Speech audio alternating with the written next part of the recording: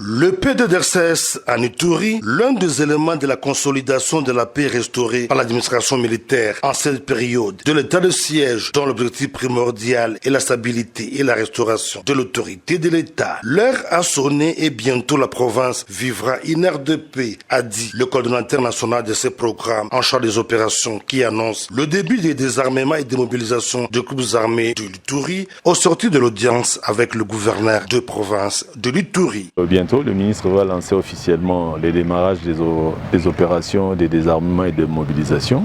et qu'après, nous allons faire la suite, c'est-à-dire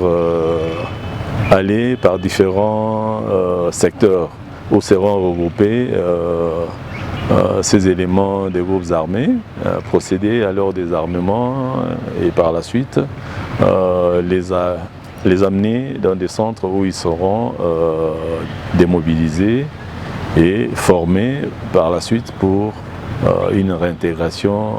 plus réussie. Dans la même veine, pour galvaniser ces programmes de paix, l'OIM met la main à la pâte avec un prêt de 6 millions de dollars américains pour les provinces de l'Ituri, Nord et Sud Kivu, à raison de 2 millions par province, a dit Siriake Tirandekura, directeur de stabilisation, transition et relèvement communautaire au sein de cette organisation. Effectivement, dans le cadre d'un projet pilote d'appui au programme PDDRCS,